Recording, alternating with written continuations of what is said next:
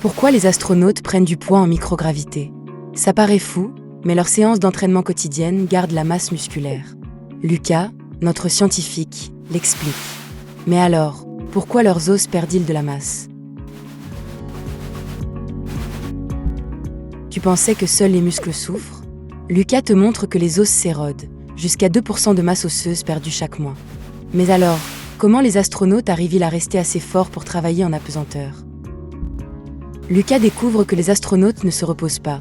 Ils font 2 heures d'exercice chaque jour pour lutter contre la microgravité. Mais alors, pourquoi ces exercices ne suffisent-ils pas à prévenir la perte osseuse?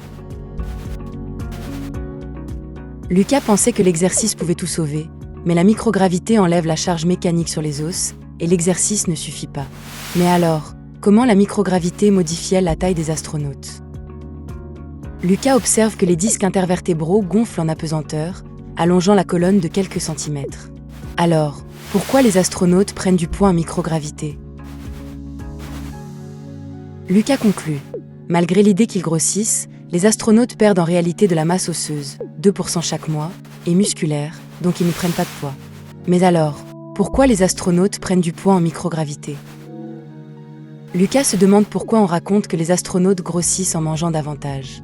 En réalité, la microgravité altère le goût, ce qui diminue l'appétit et la consommation. Mais alors, comment le corps compense-t-il la perte osseuse malgré la réduction de l'appétit? Lucas s'interroge sur la fragilité des os après la perte de densité. En fait, la perte se fait progressivement, à raison de 2% par mois, sans rendre les astronautes immédiatement vulnérables. Mais alors, comment gèrent-ils leurs déchets alimentaires? Lucas se demande comment les astronautes évacuent leurs restes en apesanteur. Les déchets sont compactés et stockés, car les miettes flottantes pourraient endommager les équipements. Mais alors, pourquoi privilégient les tortillas comme aliment de base?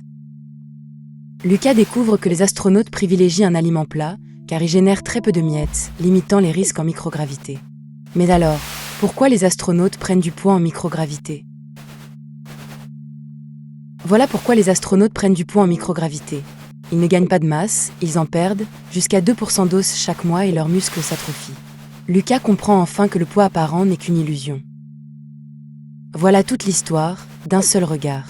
Maintenant, tu sais, dessine-moi le monde.